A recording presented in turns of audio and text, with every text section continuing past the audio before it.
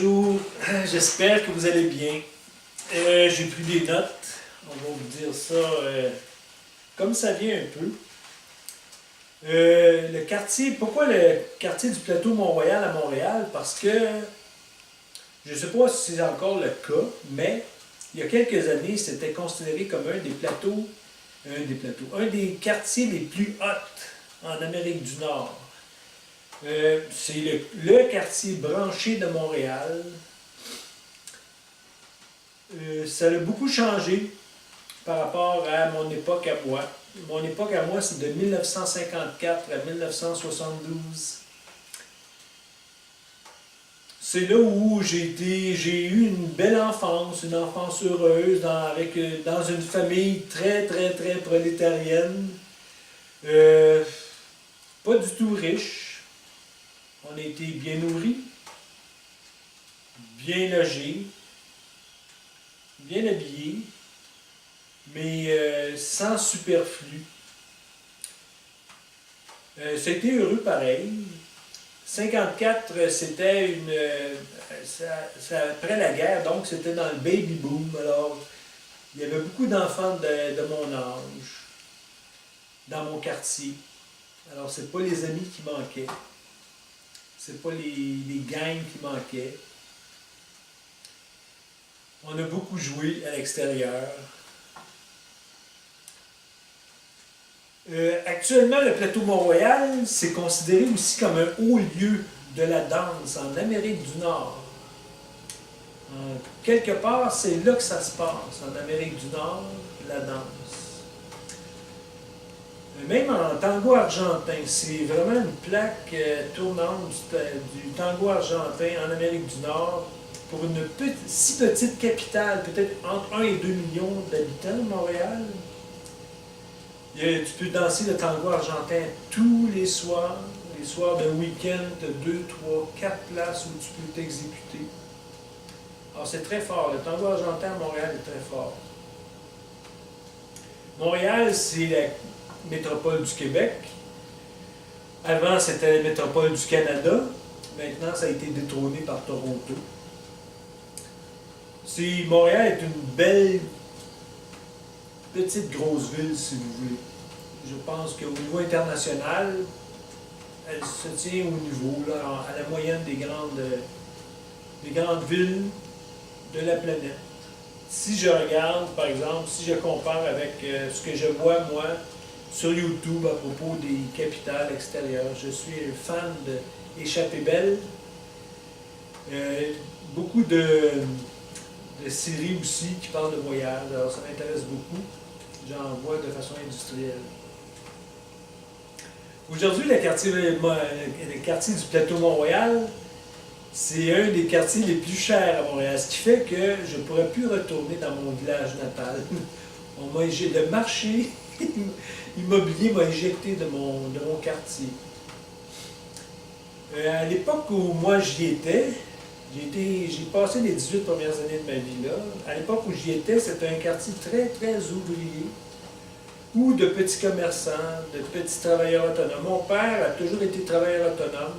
Moi, ce que j'ai connu de l'histoire de mon père, il était travailleur autonome. Il a déjà été salarié avant, mais avant qu'on naisse les enfants. Alors,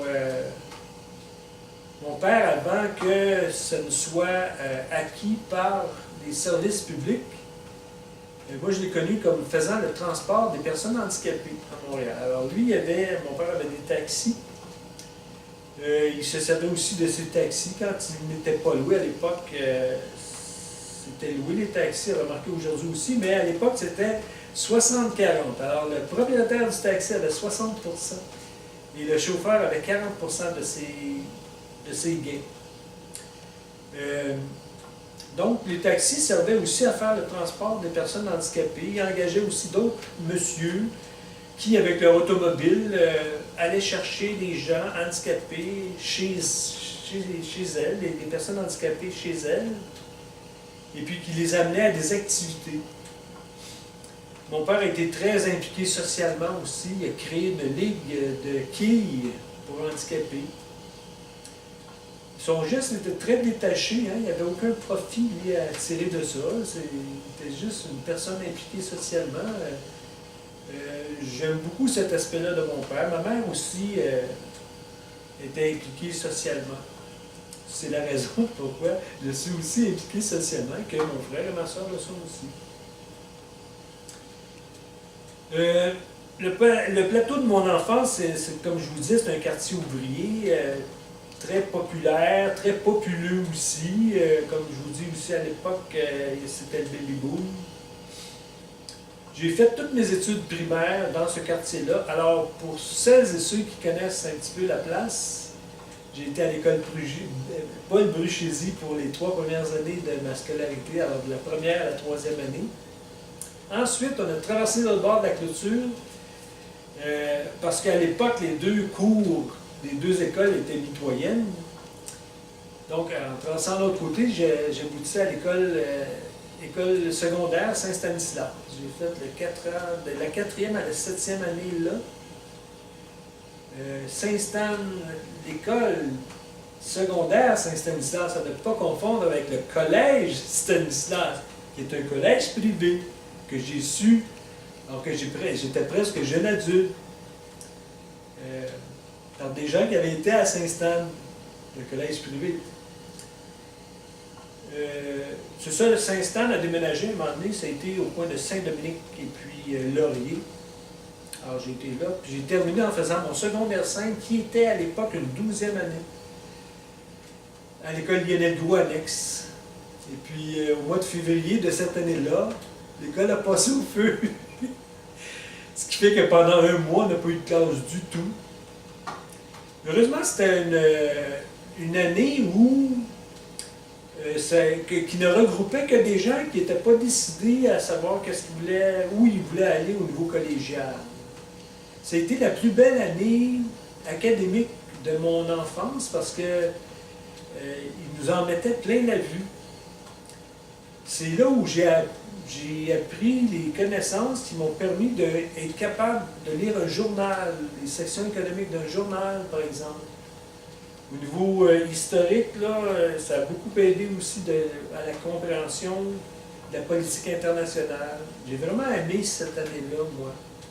C'est malheureux que l'école ait brûlé.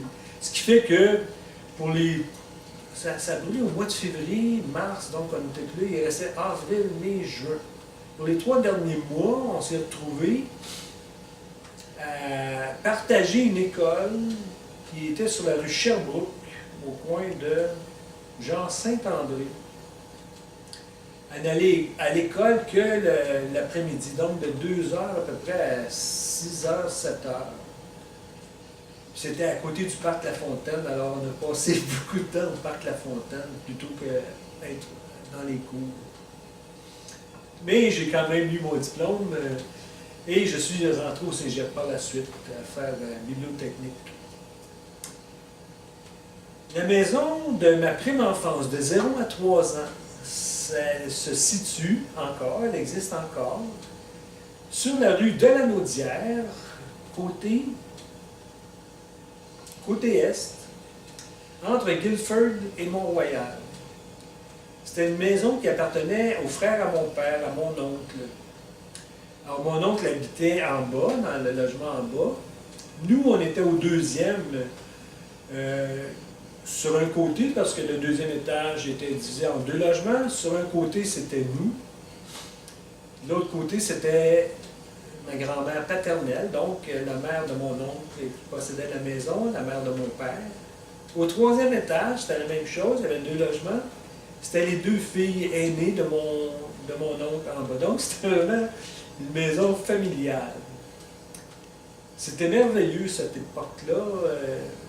Je me souviens que mon oncle, ça, entre 54 et 57, 54, 55, 50, ouais, entre 54 et 57, il élevait des lapins dans les hangars à l'arrière de la maison. La famille à mon père provenait de la campagne. Alors c'était très difficile à ces gens-là de plus avoir d'animaux. Pour eux, c'était dans l'ordre des choses de poursuivre leur vie. Ils les avaient connus à la campagne. Et à cette époque-là, les services d'hygiène, c'était pas aussi développé. Alors, il était possible d'avoir des animaux dans les hangars arrière. Je me souviens, moi, quelques années plus tard, quand on est déménagé, dans la ruelle, en face de chez nous, au deuxième étage, il y avait des poules dans l'hangar. Un petit peu plus bas, il y avait 2 chevaux dans une cour. Là, je vous parle dans la deuxième moitié des années 50 à Montréal. Moi, j'ai vu la livraison du lait en voiture hippomobile. Et je n'ai pas 150 ans, j'ai 63 ans en 2018. Pour vous dire que notre lien terrien au Québec n'est pas tellement loin. Du côté de ma mère, mon grand-père était de santé assez fragile, ce qui fait que lui est né sur une terre, mais il a toujours vécu en milieu urbain, notamment à Montréal. Je pense que c'était, selon mes souvenirs, il a toujours habité à Montréal. À son âge adulte, du moins, ma mère est née à Montréal. Ma mère est une Montréalaise. Et puis mon grand-père maternel était barbier, lui.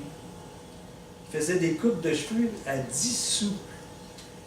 Imaginez-vous avec des coupes de cheveux à 10 sous. Il a pu élever une famille de 5 enfants, acheter une maison, avoir un chalet d'été. Sa femme était au foyer, elle ne travaillait pas. C'est pour vous dire la valeur que l'argent avait à cette époque-là. Valeur que l'argent a perdu aujourd'hui. Pour revenir à mon quartier de naissance, on est parti alors que j'avais 3 ans, on a déménagé, mais on est resté sur la même rue, on a monté de quelques pâtés de maison pour arriver au coin de Saint-Grégoire. Saint-Grégoire et de la Naudière. À mon époque, à moi, il n'y avait pas au nord de Saint-Grégoire, il n'y avait aucune maison. C'était des terrains vagues. En fait, c'était où passait la rail de chemin de fer du Canadien Pacifique. Moi, j'ai connu cet espace-là entre Christophe Colomb et Papineau comme un terrain vague. C'était une place où on allait jouer. Le terrain était hyper toxique, si vous voulez. Là. Mais on allait jouer là. Je me souviens avoir beaucoup attrapé des papillons. L'hiver, on pouvait se faire des forts dans la neige incroyables. Je me souviens, particulièrement un hiver, là, un fort incroyable. C'était une masse de neige qu'on avait percée. Puis à force de rentrer, sortir, faire plein de trous dans cette masse-là. Je vous dis, la masse avait peut-être, moi, sans rigoler, là, 4 mètres, sûrement 4-5 mètres par 4-5 mètres. Puis il y avait plein de trous là-dedans. Puis là, on jouait à cachette, on jouait à la tag. Je ne sais pas en France comment ça, ou en Europe comment ça se dit, mais bon, tu as la tag, tu touches quelqu'un, puis la personne qui vient d'être touchée doit transmettre ta tag à quelqu'un d'autre. Bon. Alors, on se courroyait là-dedans, on rentrait, on sortait. C'était un beau souvenir, ça. Alors, on est monté au coin de Saint-Grégoire. Ceux qui connaissent un petit peu le coin aussi, Saint-Grégoire et de la Naudière, c'est très près du parc Laurier. Mais le parc Laurier, moi, à mon époque, c'était un champ. Il n'avait pas été aménagé du tout comme il est actuellement. Moi, j'ai vu creuser la piscine au parc Laurier au début des années 60. La piscine a été améliorée. J'ai vu l'été dernier qu'il avait fait une section pour enfants. La section pour enfants était dans le parc où est le terrain de jeu, où sont les jeux. Alors ça a été démoli. Ils ont changé aussi les jeux, heureusement. Les terrains où on peut jouer à la pétanque. Puis je me souviens pas, un autre jeu, là, ça a été aménagé plus tard. Moi, à mon époque, quand je suis arrivé, c'était des champs, avec surtout des terrains de balles, de baseball. Un terrain de soccer, ici le soccer c'est le foot de foot européen. Un terrain de soccer qui servait aussi au football américain. Ce que nous, on appelle le football. Puis il y avait le chalet, le fameux chalet aussi. Quand je retourne à Montréal, je vais revoir mon quartier d'enfance, mon village natal.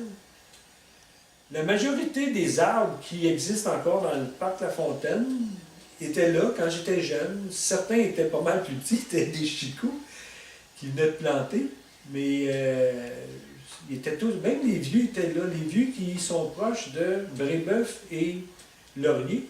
Là, ils commencent à décrépir pas mal, par exemple. Mais ils étaient déjà là. Je me demande même si le parc Laurier, c'était pas à l'origine une carrière qu'on avait remplie pour faire un espace. Comme aujourd'hui, là, le parc, l'immense parc qu'on est en train de faire, qui vient d'être inauguré, je pense, l'été dernier à Montréal, au nord de Crémazie. C'était toutes des carrières. Le parc des carrières, c'était une carrière carrément, puis qu'on avait vraiment rempli, puis on avait fait un parc avec ça. Puis au fil du temps, ben c'est ça, les terrains de balle, il y en a certains qui ont perduré, il y en a d'autres qui ont été enlevés, réaménagés. Maintenant, il y a des parcs, il y a un espace pour les chiens aussi. Moi, j'ai connu les patinoires extérieures. Mais au nombre qu'on était à l'époque, il y avait 3 patinoires extérieures. C'était plein tout le temps. Nous, à mon époque, quand j'étais jeune, là, quand tu recevais des patins à Noël, le lendemain, tu pouvais aller au parc jouer sur le aller patiner sur le patinoire extérieur. La glace était prise. C'était pris là. Parfois, il pleuvait, il pouvait pleuvoir durant l'hiver, mais c'était pris jusqu'à la fin février, en général. Début mars, c'était pas mal le printemps qui commençait, là, mais l'hiver était là à mon époque. Alors, comme j'étais sportif, je me suis beaucoup trouvé là au Parc Laurier. Que j'ai joué, que j'ai couru au Parc Laurier. Le Parc Laurier servait aussi de cours d'école pour certains cours là, à Jacques Marquette, quand j'étais à Jacques Marquette, c'est vrai, Jacques Marquette. J'ai fait 5 stands, 4 à 7 sur de la Naudière, au coin de Guilford. Mais j'ai fait 8 et 9 à Jacques Marquette, au coin de Laurier et Brébeuf. Maintenant, ils ont fait des condos, là. Et puis plus tard, on est allé 10, 11, c'est ça, là, Saint-Dominique et Laurier pour Saint-Stan. L'école secondaire Saint-Stan. Puis il y en a un gros annexe, c'était au coin de McGill. McGill et comme Drolette en Réjunien, ces coins-là. Je ne sais pas ce qui est advenu de cette école-là.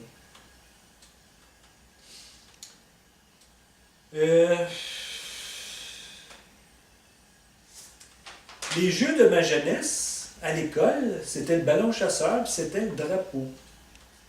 Alors, tu avais pour le ballon chasseur, tu avais 2 équipes. Alors, tu essayais de lancer le ballon sur une personne. Si la personne attrapait le ballon, il n'était pas mort. Alors, il pouvait relancer le ballon à l'équipe adverse. Il fallait que le ballon touche à une personne sans qu'il ne tombe par terre. Et là, tu devenais bon, là. Il y avait des gars qui avaient une bonne garnotte, qui lançaient, qui avaient un geste assez puissant. Moi, j'étais très, très performant dans ces jeux-là. Dans les jeux, j'avais une bonne motricité. J'avais un talent certain pour l'activité physique, qui a fait que j'étais très performant dans ces jeux-là. J'aimais ça aussi, jouer. J'étais continuellement en train de jouer, en train de courir. Et puis, mon enfance aussi, ça s'est passé en partie, peu quand même, au Parc La Fontaine, à l'époque. Parc La Fontaine. Quand j'étais tout petit, là, avec mes jambes de 6 ans, c'était loin le Parc La Fontaine. Ah! La rue Laurier, c'était loin. Aujourd'hui, on marche, je suis allé avec mon frère, puis ça prend 2 minutes de passer de la rue Laurier à la rue Saint-Grégoire. Mais quand on était petits, là, avec nos pas, là, hey, moi, on marchait, hein. On s'en allait le matin seul, on revenait pour dîner, on retournait pour l'après-midi, on revenait le soir. Puis ça, j'ai fait ça tout mon primaire et secondaire, même au coin d'Henri Julien et Laurier. On venait manger à la maison le midi, on retournait. C'est des kilomètres, ça. C'est des kilomètres, ça. Alors, c'est ça. Il y avait le parc La Fontaine. Le parc La Fontaine, c'était loin, là. C'était quasiment à l'extérieur. On allait en excursion, on emmenait notre lunch pour pique-niquer au parc La Fontaine. Ce qu'il y avait de merveilleux au parc La Fontaine, c'est qu'il y avait un parc zoologique, le Jardin des Merveilles. J'adorais aller là. Je me souviens, il y avait des enclos partout pour, en gros, les animaux de la ferme, hein, des ânes, des petites vaches, des moutons. Pas des chevaux parce que c'était un peu gros. Il y avait une espèce de baleine dans laquelle tu pouvais entrer dans la bouche, puis c'était un aquarium. Il y avait des canards, des tortues, des pans. Miaou, miaou. Il y avait des serpents dans des cages, des oiseaux de toutes sortes, des animaux sauvages comme des renards, des ratons laveurs, ces trucs-là. C'était bien aménagé, ça, ce petit parc-là. J'allais souvent. Et puis, juste à côté des enclos, tu pouvais acheter, avec une petite distributrice moyennant 5 sous à peu près, là, tu avais de la moulée. Alors, tu donnais la moulée aux ânes, tu donnais la moulée aux veaux, aux vaches, aux moutons, aux chèvres. Il y avait des chèvres. C'était vraiment merveilleux, le Jardin des Merveilles. J'ai des beaux souvenirs de là. Puis c'est pas étranger au fait que maintenant je vive à la campagne. Pour moi, aller voir ces animaux-là, c'était magique.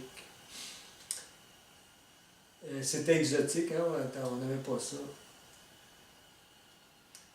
Puis aussi avec mon oncle qui avait des lapins, tu sais, j'avais une attirance vers ça. Alors c'est pour ça qu'aujourd'hui je vis à la campagne. Entre autres, une des raisons pourquoi je vis à la campagne. Dans le quartier du plateau Mont-Royal de mon enfance, il y avait aussi la rue Mont-Royal. Ça, c'était l'artère commerciale du quartier.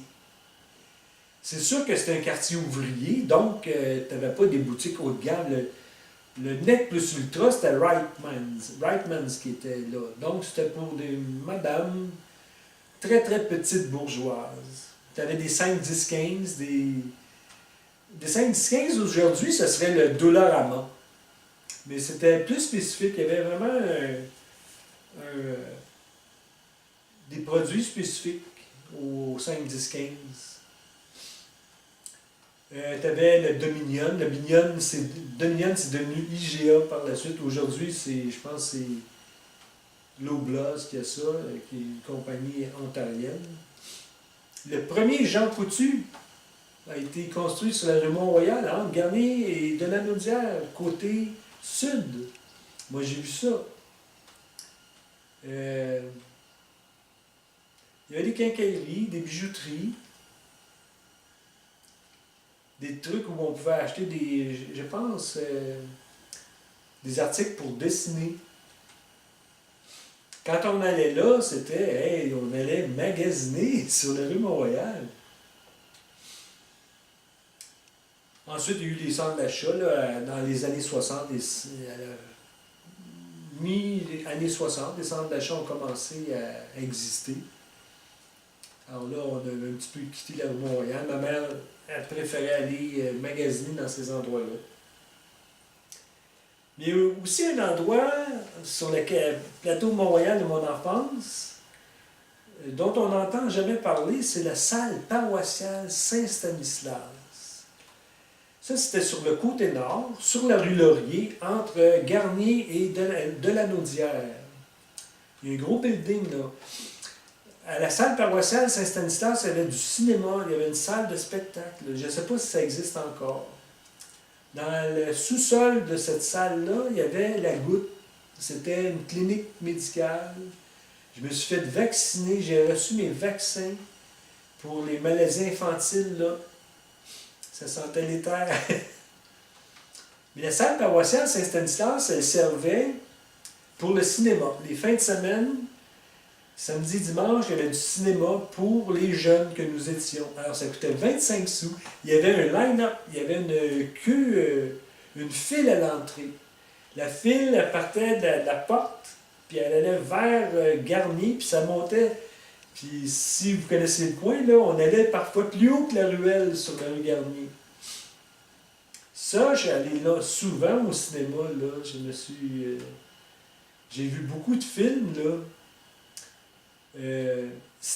La salle paroissiale servait aussi à certaines activités de l'école secondaire Saint-Stanislas. Je me souviens avoir été là pour, par exemple, un événement de fin d'année, des concours oratoires, là. Ça a été aussi un bel endroit dans ma vie, dans ma jeunesse, la salle paroissiale Saint-Stanislas. Mais le lieu, l'endroit où j'ai été le plus longtemps, où j'ai passé le plus longtemps dans ma jeunesse, c'est dans les ruelles du plateau Mont-Royal. Évidemment, particulièrement la mienne, là, celle sise entre la rue Garnier et la rue de la Naudière. Alors, les chums étaient partout dans toutes les maisons. Les cours servaient de patinoire, servaient aussi pour jouer au ballon chasseur, jouer avec nos petites machines pour les petits garçons, les Dinky Toys à l'époque, les petits camions, les petites bennes, les petites rétro-caveuses, les pépines. On jouait à cachette, là. On connaissait chaque recoin. Parce qu'à l'époque, il faut vous dire, les ruelles soleil, ça n'existait pas. Il y avait des hangars partout, partout, partout. D'ailleurs, les hangars, c'était souvent le lieu pour les hommes. Le Québec est une société matriarcale, ce qui fait que la maison, c'était l'endroit de la mère. Et le monsieur, le bonhomme, se retrouvait souvent dans le garage ou dans le hangar en arrière. Lui, c'était sa place à lui. J'ai vu certains hangars qui étaient aussi propres qu'une maison. Les gars avaient fait leur nick, leur place là. Tous les outils étaient rangés pile poil. La quincaillerie, les vis, les clous étaient dans chacun de ces tiroirs. C'était nickel. Ça pouvait aussi être aussi le bordel. Là. Il pouvait ne pas avoir nécessairement beaucoup de propreté là-dedans. Les choses n'étaient pas tout le temps à leur place. Là. Mais c'était souvent l'endroit où l'homme allait faire de menus travaux, de la menuiserie, de la plomberie. C'est là qu'il y avait ses outils.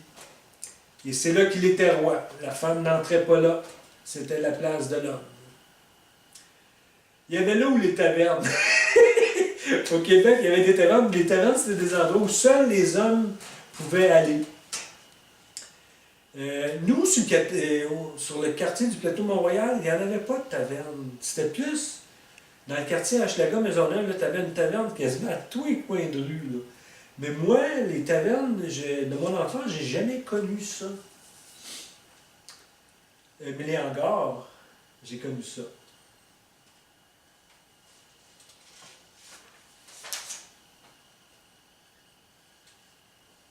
Alors c'est ça, c'est à peu près ça. Je ne crois pas avoir oublié quoi que ce soit. C'est le quartier où j'ai connu mes premiers amours. Il faut dire qu'au Québec, dans les années 60, moi j'ai connu des filles dans ma classe seulement au secondaire 5, alors que j'avais 18 ans. 17-18 ans. Avant ça, les garçons avaient des écoles spécifiques et les filles aussi. Le plus proche qu'on était, c'était si les cours étaient adjacents. Okay? Il était là au bord de la clôture. Un souvenir. J'étais en 8e année, 8e ou 9e, non, 9e année, à l'école Jacques Marquette. Je me retrouve après les cours à 4-5 heures dans le laboratoire.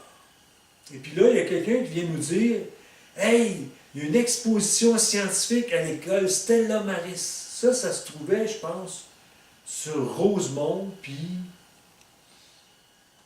je voudrais pas dire, un petit peu plus dans l'Est, je voudrais pas dire n'importe quoi, là, bon.